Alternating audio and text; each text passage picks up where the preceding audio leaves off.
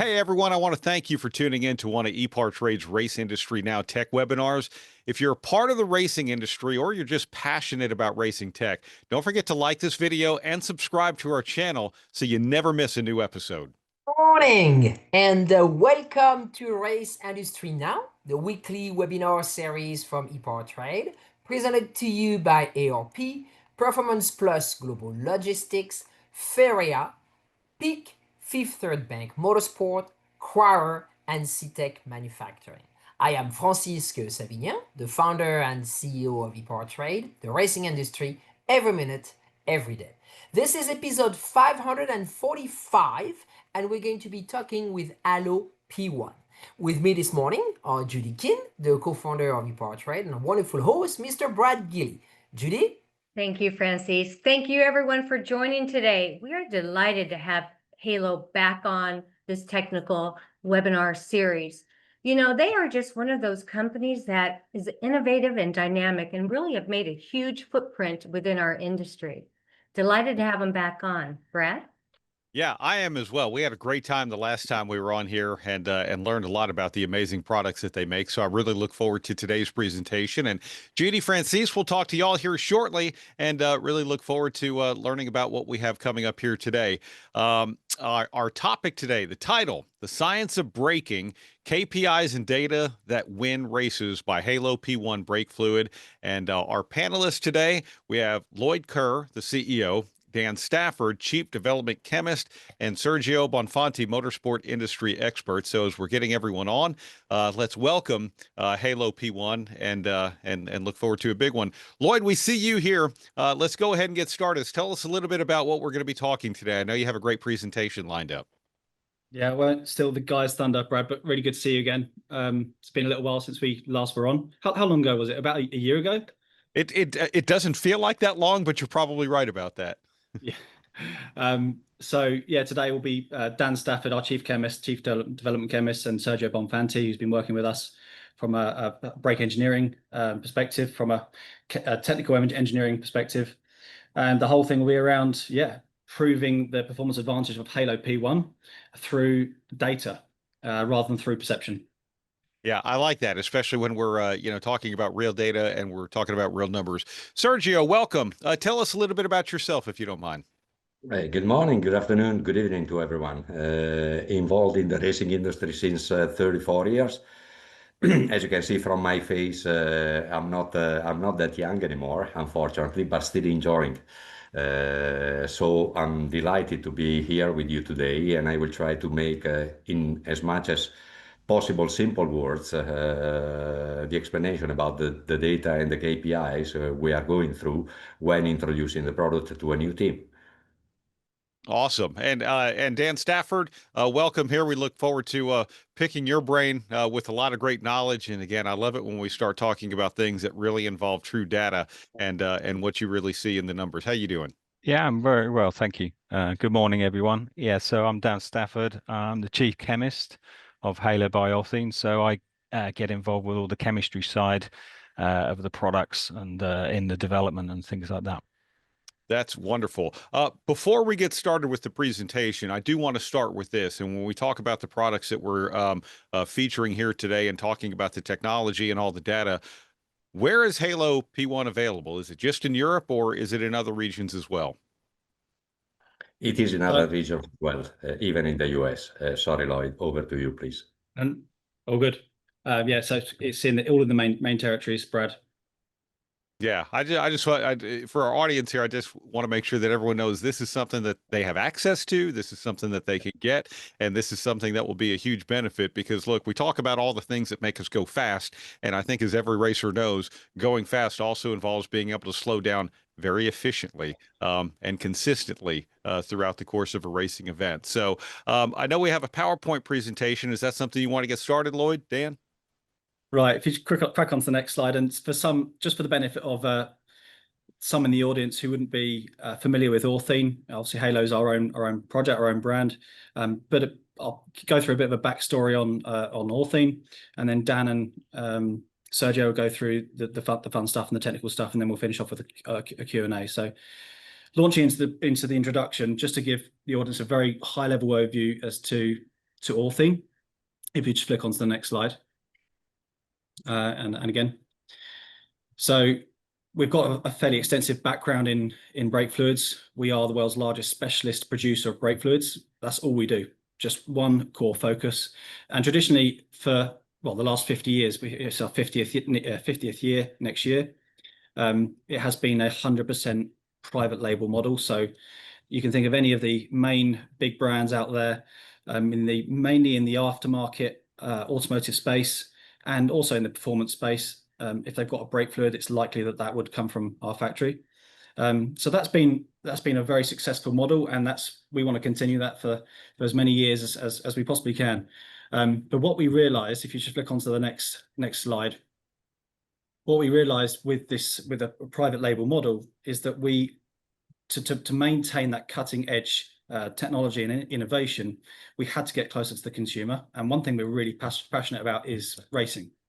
My grandfather, even back in the 60s, before he started the business, was working with Sterling Moss and some other racing drivers to generate the next generation of brake fluids. And we've continued that year on year for the last 50 years. And now we want to take the bar even higher. But to do that, we had to get closer to the consumer. And we spent from about early 2022, we actually called it the Halo Project. We spent nearly 2 years talking to race engineers, technical directors, team principals, drivers, sucking up, learning, absorbing every single bit of information as to what actually happens in the brake system at the racetrack.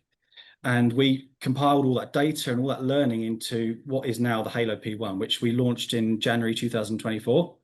And we're now sort of 18 months in, and it's just been an amazing journey, Brad. Such a privilege to work with such high profile teams, obviously some of which we can mention, some of which we can't. But to be represented in just about every major pro race series now globally is just so fun, so amazing. And it's really started to drive that innovation cog for the next generation of fluids. So again, I won't steal the guys' thunder, and they'll go on to the fun bits and the technical side, but it's been an amazing journey so far. We've had some great highlights. Just came off the back of Le Mans 24, and we've had an Indy 500 win with Chip Ganassi. That's one of our technical partners. So just these golden nuggets. We're so early in this story, or so early in this journey, but there's been some significant wins, and we're only just getting started. So super fun, really excited, and I'll hand over to Dan. Okay, next slide, please. So thanks, Lloyd.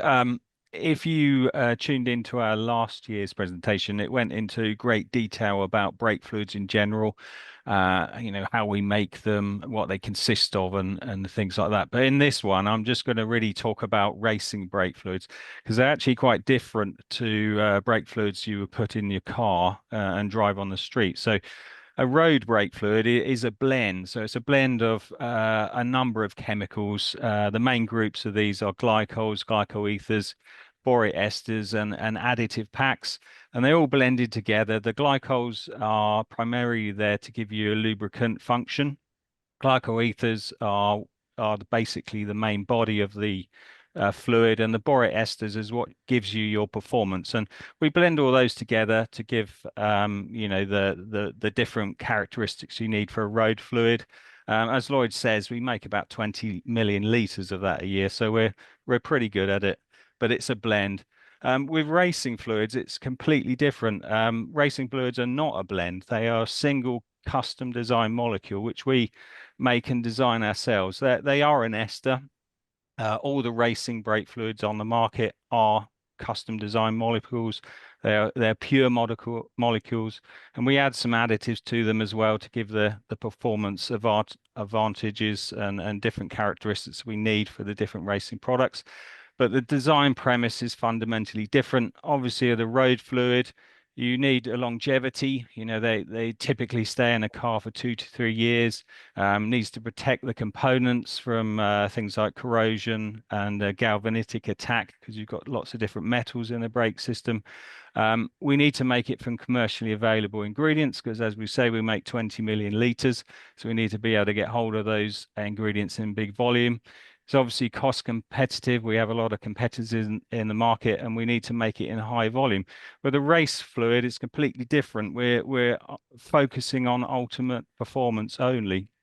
And the difference is the product has to be durable during its use, and durability is different to longevity. So durability is about keeping that ultimate performance during its use. So we don't want the performance of the brake fluid to drop in any way.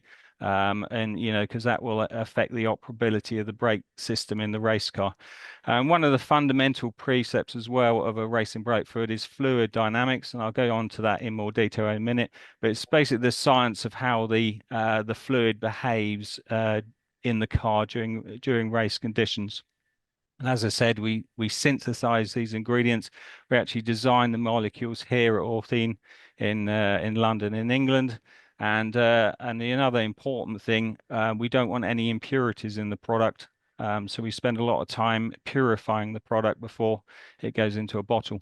So what are the metrics when we design a racing brake fluid molecule? There are many, but there are three main ones. So if we go on to the next slide. As I just mentioned, it's fluid dynamics, very, very important. We spend a lot of time looking at the fluid dynamics of the fluid. Obviously, we want the brake fluid to be as incompressible as possible, so we get efficient force transfer. When you apply pressure on the master cylinder, we want that force to be transmitted down to the calipers.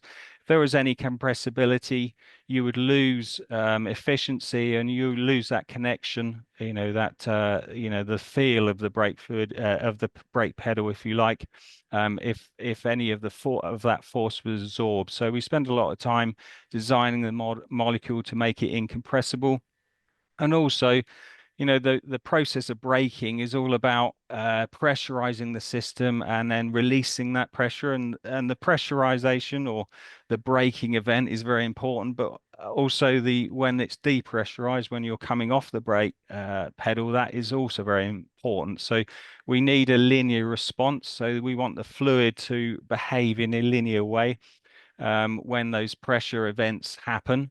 And ultimately, this basically gives a very good consistency in brake modulation and the control and feel of the brake pedal, which translates to the driver as a very consistent sort of braking feel as he goes around the track.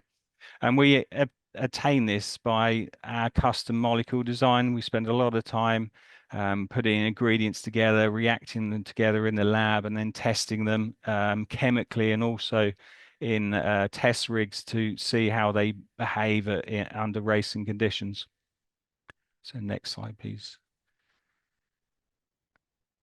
And obviously another very important aspect of a racing brake fluid, especially these days, is friction, especially friction and how the system behaves under load or stress. Obviously, a racing environment is very stressful on the components, so we need to maintain very good lubricity. So a typical race brake fluid has a very high lubricity factor at high temperature, because obviously it's spending most of its time at high temperature. And this is really to assist smooth linear operation of the system. We don't want any hang-ups or when you're releasing or applying the brake pedal.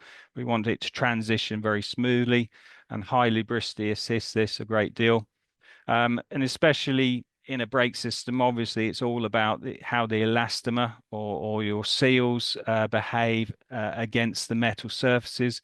So we are especially, paying attention to how the brake fluid lubricates the elastomer surfaces to make sure that we get good release. And all of this assists with a smooth and quick transition, because that's really what you want. You want the brakes to go on quickly, provide your friction event so it slows the car, and then you want the brakes to come off very quickly and release quickly, so you can get back on the power. And obviously these days with racing cars, you've got ABS systems entering into closed wheel racing. So obviously, depending on the skill of the driver, a less skilled driver will use the ABS quite a lot. And the ABS pump needs to be protected, and these run at very high frequencies these days. And obviously, a good lubricity helps with caliper rollback, keeping the transition as the friction materials come off the disc, keeping that nice and linear and consistent. Next slide, please. The third thing everyone talks about with the racing brake fluid is high boiling point, and our boiling point is higher than everyone else's, so it must be the best brake fluid in the world. It's technically true. A good boiling point is important for a brake fluid, but it's not really the number. Even those ours as the highest boiling point on the market, it's about a high boiling point gives you consistency in the brake fluid and the system. So a good temperature resistance or high boiling point gives you consistent performance over the things I've just talked about in the temperature envelope that the brake fluid is operating at. So, if the brake system is very hot, we need to maintain that good incompressibility, the good fluid dynamics, and the good lubricity of the system. And as the brake fluid heats up, you tend to see a drop off on these things. So a well-designed brake fluid will maintain these properties at very high temperatures. And this is basically what makes a good racing brake fluid. Next slide, please. So, we talked about the Halo P1. We've spent the best part of 2 years designing it before it's launched. It's a very unique chemical. And it has all of these attributes. So it has a very high boiling point to start with, and very, very high lubricity. We actually react some chemicals into the backbone of the product, which is unique to us, which maintains a very high lubricity at high temperatures. And we spend a lot of time looking at the molecule design to make sure we get the ultimate fluid dynamics. So I know I'm going to hand you over to Sergio, who will talk in an engineering language about the product and some of the wins we've had this year.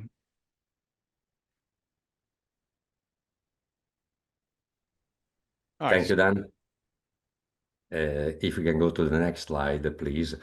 We'll try to understand how, let me say, to translate with objective data all the good work that Dan and his team, so the chemists, are putting in order to improve the product. And now that we are, let me say, starting to be heavily involved in motorsport, you can be sure that Dan and his team are spending a lot of hours because it's all about continuous improvement.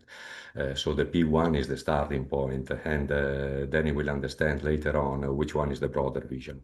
But basically, when we are out there, we are having to deal with the very simple formula that we are seeing on the screen, which is kinetic energy. What it is about, it's the amount of energy which is generated by the vehicle, which has a certain mass and goes at a certain speed. Obviously, of the two variables, the most important one is the speed of the vehicle. And basically, all this energy has to be transformed into heat through the mass of the braking system, and especially the brake pads and the discs. But then the heat is going back into the caliper, and we can see in certain environments that the caliper are reaching even 280, 300 degrees. It's not ideal, but we're having to cope with those things. And obviously, all that heat is going back into the brake fluid. And that is why it is so important, as Dan was stating, to have the heat resistance as a top characteristics as well to be taken into account when developing the product. But there are objective ways that are, let me say, making life easier to every engineers when having to take quick decisions during a race event or during a test event, when they have to maximize all the amount of money that they are spending to be out there. So if we go to the next slide, we are starting to see a few KPIs that at a glance are giving us useful information to understand if a product is better than another, if the product is still behaving in the same way as when it was new or as the last time, because that is something that we need to constantly check in order to maximize the performance of a racing vehicle. So if we can go to the next slide, please. All the KPIs you are going to be seeing are applicable to both type of braking systems using the ABS or not using it. But basically, depending on if it is used or not, you will see on data completely different things. As you can see in here, you have a classic pressure curve. The red one is the one with the ABS, the blue one is the one without the ABS. As you can see, the values are extremely different, and the shape of the curve as well is very different, because basically the ABS is doing everything when the driver has the privilege to have it on board. So basically there is the huge kick that you will see in the next slide, and because the ABS is then controlling the slip ratio, the locking of the wheels. Not having this privilege, the driver has to be much more careful in the way he is putting the pressure in the system. And obviously the hydraulic package, so the master cylinder, is sized accordingly. If we can go to the next slide, please.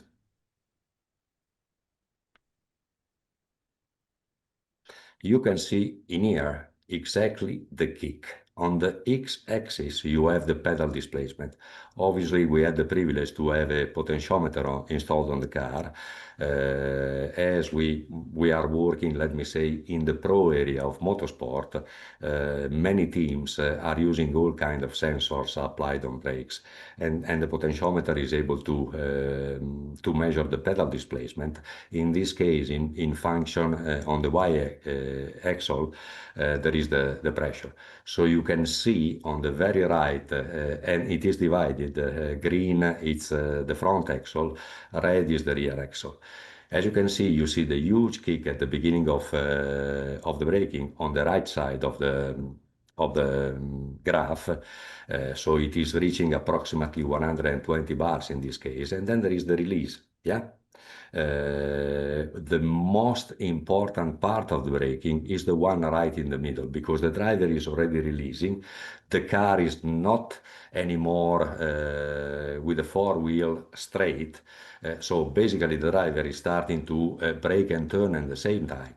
And that is the part of the braking which we call the combined braking, which is the most critical one, no matter if with ABS or without ABS. Yeah. And you can take out a lot of time if you do this properly and you get to the point of rope without posting too much, because at the end of the day, and we will see a slide dedicated to that, but basically during braking or during driving, there are usually three phases. The driver is pushing on the accelerator, which is the best part of it, because the lap time is coming out if you are pushing hard on the throttle. There is the braking time when you are pushing on the brake pedal, but there is some part during the lap where the driver is just doing the spectator. That time, it's when the driver is not braking or accelerating. That time is called coasting. Yeah. The less time the driver is staying on coasting, the quicker the car is going to be in the majority of the cases. Then, I mean, in endurance racing, there is the strategy, the calculation of the wear of the brakes and so on. So you might be willing to have some coasting, but the performance, let me say the pure performance lap, the qualifying lap, you need to have as less coasting as possible. If we can go to the next slide, please. And this slide is very useful as well to see if the rear and front axle of the brakes are connected. And that is seen basically by the angle that the two curves have. And if you see that one of the two is not reaching, let me say, the maximum temperature, you should start thinking that you might have a problem in the system. Usually, you can see the master cylinder problems. But again, when we are on a racetrack or on a testing day, time is very precious. So we need to have KPIs that at a glance are telling us if the product we are testing or if the product we have on the car is performing appropriately. In this case, it is a comparison test, and we were lucky enough. This is a real case, a race case. It's a WEC race, so not very old one. 1 month ago, 1.5 months ago in Imola. So it was an endurance race, 6 hours, and the snapshot you see right now, it's in the 6th hour.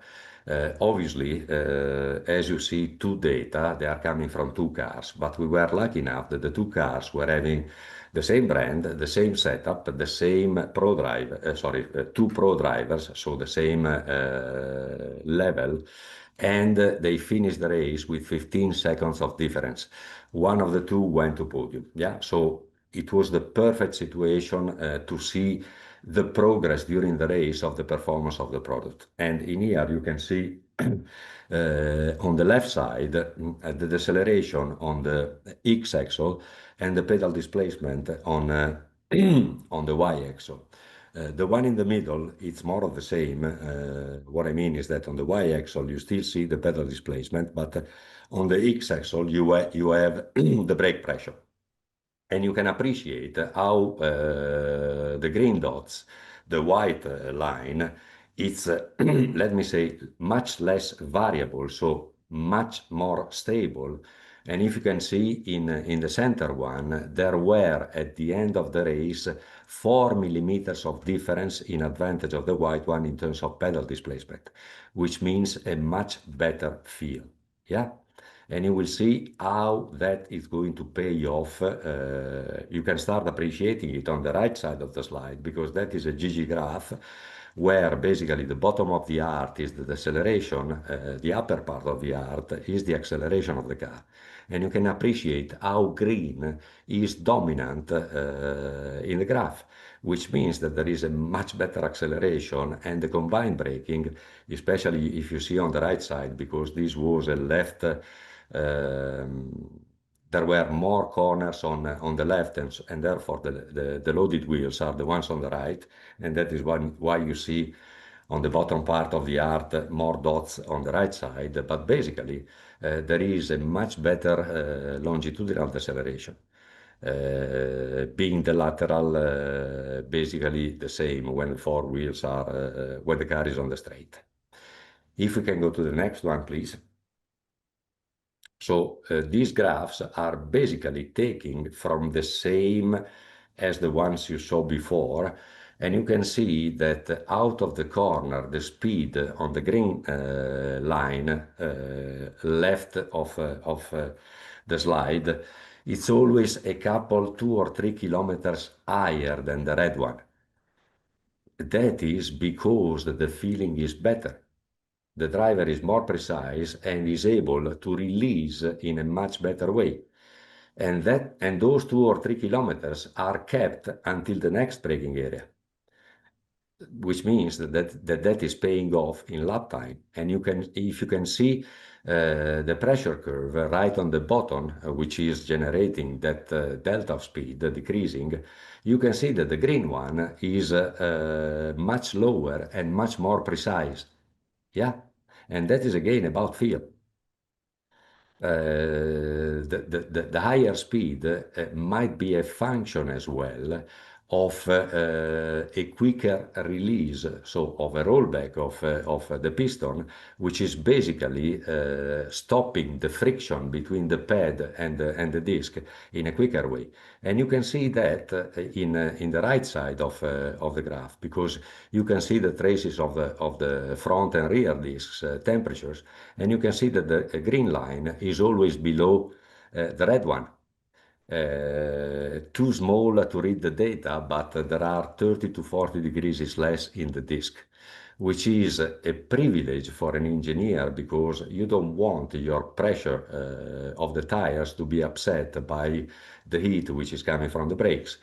And I mean, if you have space, you know that on a race car there are ducting systems that you can close, you can open in order to stay in the appropriate window of temperature where basically the ABS is not getting mad, or if without ABS you are able to express the right level of initial bite and the right level of retardation, which is allowing you to get to the point of rope in the best possible way.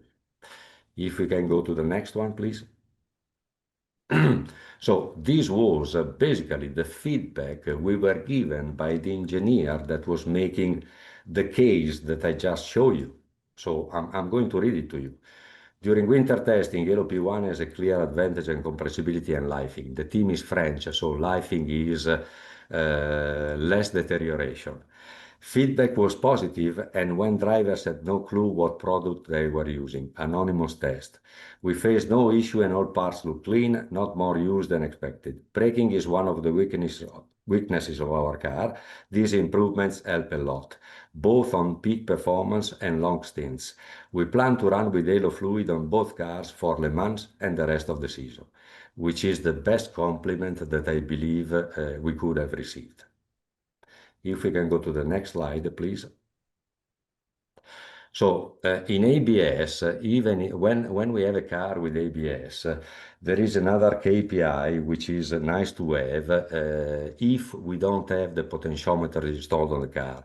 Basically, there is a channel on a Bosch M5 and 4, which is giving you the displacement of volume of fluid that you are having on the front part of the system and on the rear.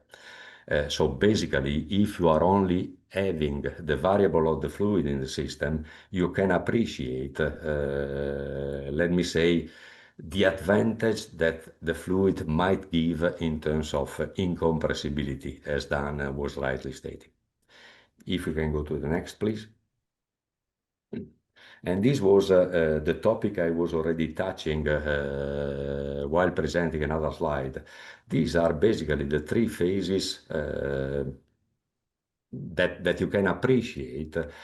Usually you calculate the time during the lap, and basically you can calculate the time when the driver is on the throttle.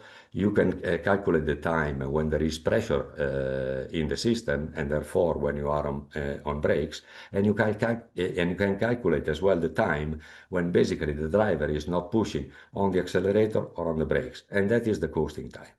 It's really critical for us, being braking expert, to minimize the coasting time for the lap performance. And again, it is a KPI that at a glance we can always use to understand if by implementing a change on the braking package or on the setup or whatever, if we reach the goal to lower down the coasting time, because that is going to be a lot of help in qualifying. If we can go to the next, please. Any action we do on the race car, no matter if setup, brakes, whatever, it has an impact on vehicle dynamic.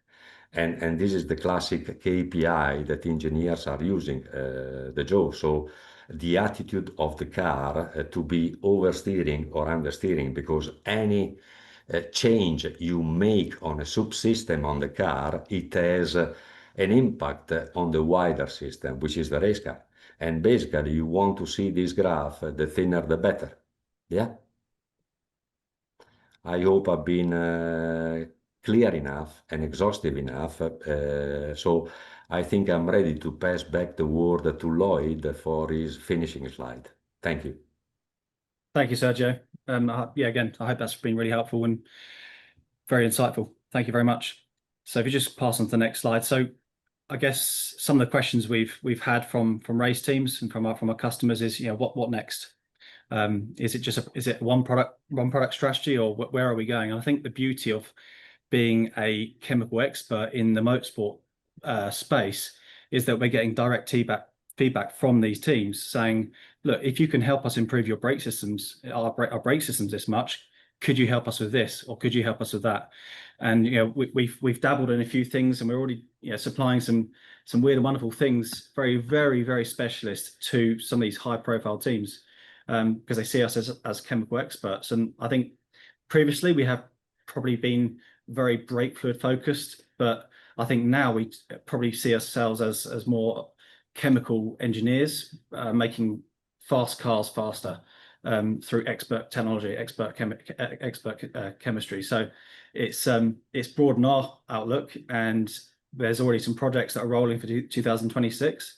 There's a few listed there, some very exciting projects which are well underway, and some more news will be coming to the Halo audience, or you say the Halo customer base, in due course. But some very exciting things. That is exciting. Yeah, I look forward to the two-wheel fluids coming out in 2026 myself. But if anyone has a question, please feel free to type it into the chat. We'd love to answer anything that you want to talk about specifically as well. And you know, a lot of really amazing things, especially when it comes to the data and what you were talking about, less coasting time, or talking about literally a side-by-side comparison, and a 4 millimeter difference in the brake pedal between the Halo fluid and the non. Are you guys seeing more benefits in specific series or areas of racing than others? And if so, which ones? They can all enjoy the advantages that the new product is bringing.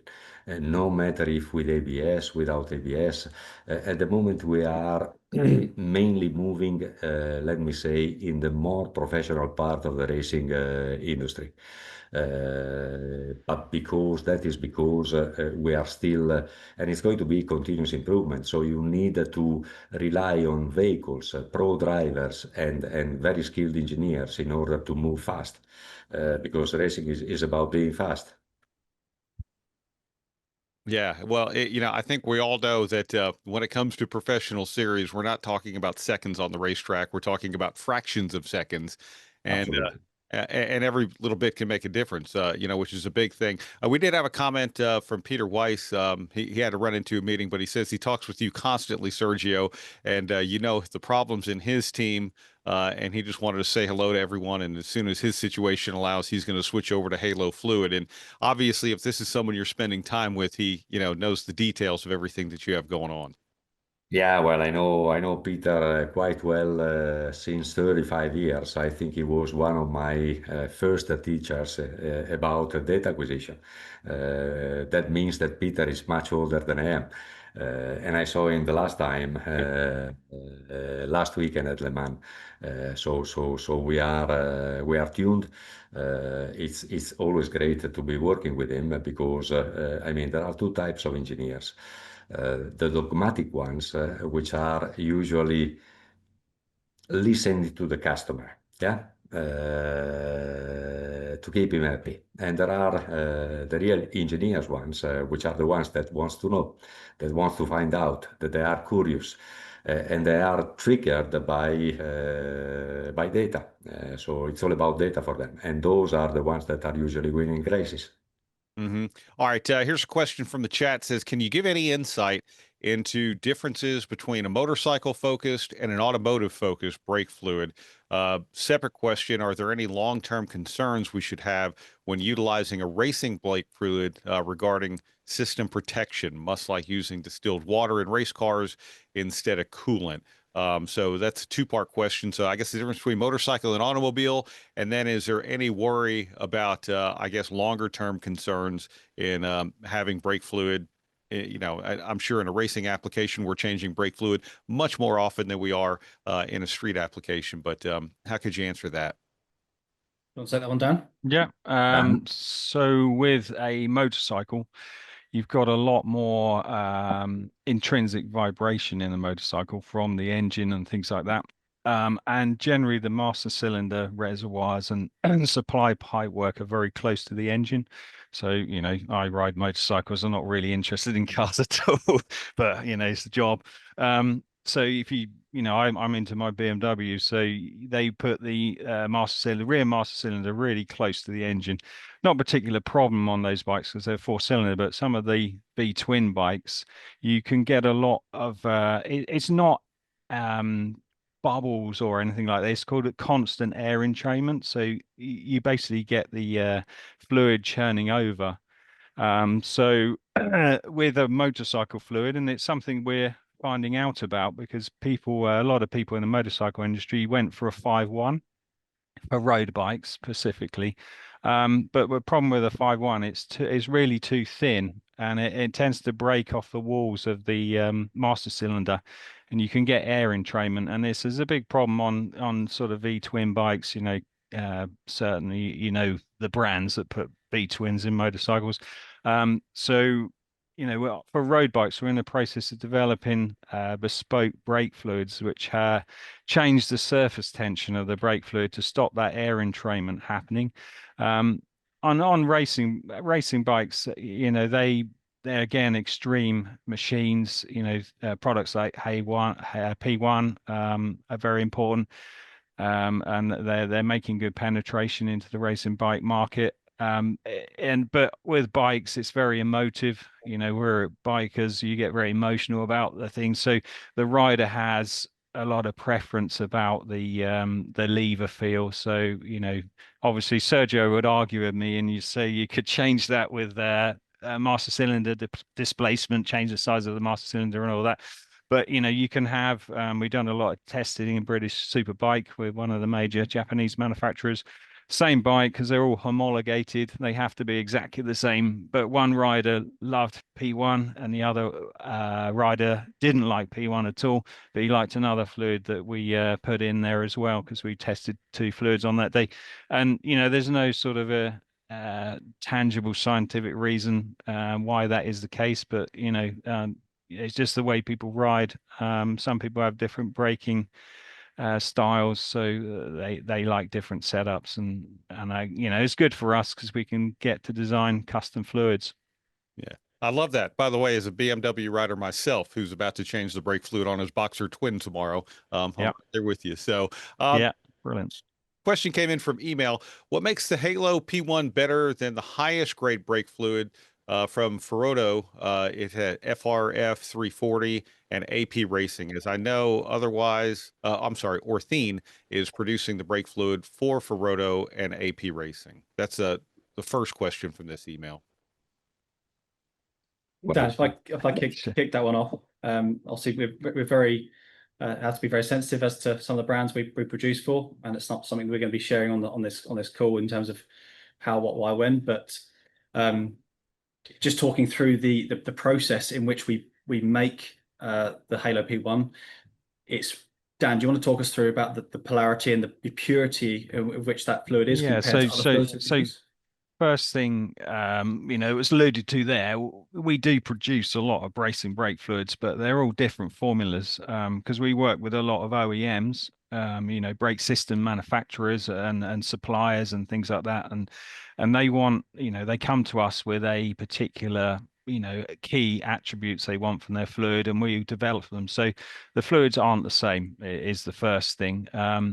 But with the P1, we started with a clean sheet. We tried to make, obviously it has a very high boiling point as other products do on the market, but we really looked at what the important aspects of a brake fluid. So it's really this low compressibility, and you want that low compressibility to stay the same over a wide temperature range. So within the operating range of the brake fluid in the race car, you want that compressibility to stay the same. If it changes, then your pedal changes, and then the driver loses confidence. So we spent a lot of time developing the molecule so it behaved in that way.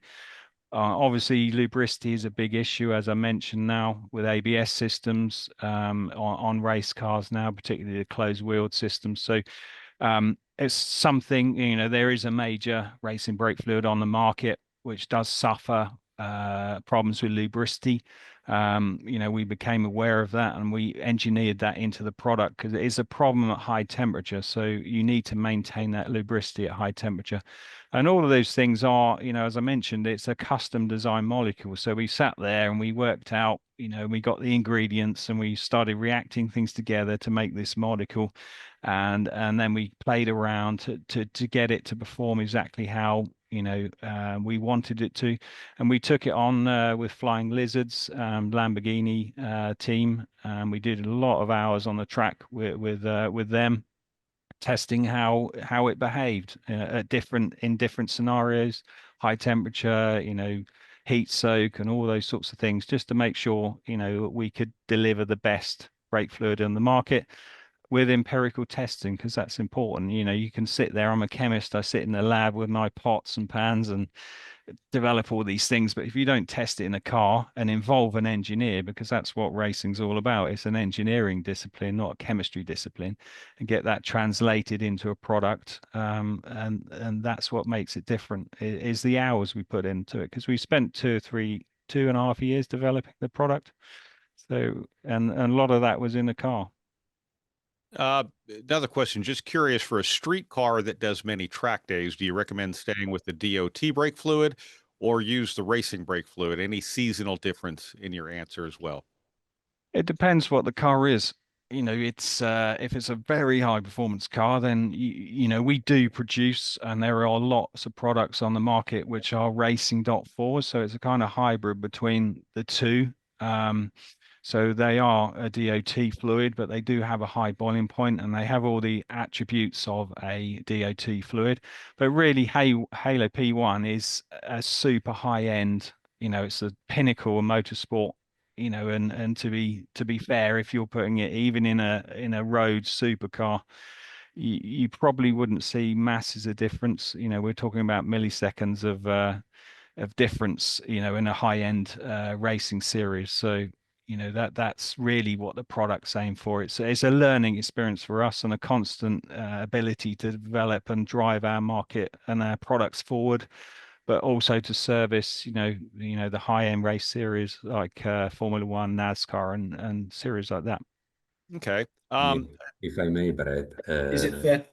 in fact, one of the projects on which Dan is working at the moment and should be ready to be launched in the market in Q4 2025 is a GT fluid, which will add the DOT4 certification. That is going to be the perfect product for, let me say, semi-pro racing and track days. Because you can use it on the road, because it is certified, it is homologated for the road as well. And if I may, I noticed another question, which is about which amount of brake pressure front and rear in a GT3 car is used in our braking point. Is from 120 to 160 bars. And the effort in kilos that the driver has to make is in the range of 100 kilos. Okay. Lloyd, did you have something to add? I'm sorry. Just adding to what Dan and Sergio are saying about the DOT4 aspect, the person's asking the question, please don't use the Halo P1 on the road. It's not for street use. It's not legal. It's a track specific fluid. So just from a legal perspective, you cannot use it on the road. Mm-hmm. Yeah, and that makes sense, especially with everything that Dan was just talking about as well, for sure. By the way, he had a high-end, a low-end 20-year-old Honda Civic, so stick with the There D. you go. Yes. But that's awesome. Some of those Civics are pretty fast, though, when they're tuned up. That is a good point. That is a good point. Lloyd, Daniel, Sergio, really can't thank you enough for joining us here today. And really happy you're back. We look forward to being able to do the next one as well, and all of the innovation to come forward that Halo P1 has. Thank you so much. Thank you. Well, thank you very much. Great presentation, and congratulations, Lloyd. What a journey. I remember I was actually you were the opening webinar of last year's season, so it's been almost a year and a half. So wow. what an incredible journey, and I've seen you grow the brand across the world, so it's amazing. Very happy to see my good friend Sergio is helping as well, and Sergio and I go back many years. So thank you, gentlemen. Great presentation. Great presentation. This webinar has been recorded. It will be posted later on the EPARTRADE platform, distributed through our newsletter and social media channel. In the meantime, we pushed Halo's product back on the homepage of EPARTRADE. So for more information and updates, please visit epartrade.com. Next webinar will be on track safety. So once again, thank you and goodbye. Bye. Thank you. Hey, we want to thank you for watching. Now, be sure to like, subscribe, and click on the bell so you're always up to date with the latest racing technology, industry insights, and exclusive content from EPARTRADE. EPARTRADE is a digital platform that we've created basically to make life easier in the business community of auto racing. EPARTRADE, there is no e-commerce. It's literally a connection just like at a trade show. So now, any time of the year, a buyer could reach out to a supplier. When you see a product that you're interested in, all you need to do is click on request more information, and then from there it is forwarded directly to the buyer or to the supplier.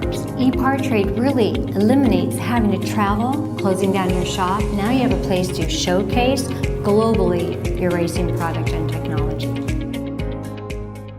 Land speed record holder George Poteet's Speed Demon rocketed 481 miles per hour at the Bonneville Salt Flats.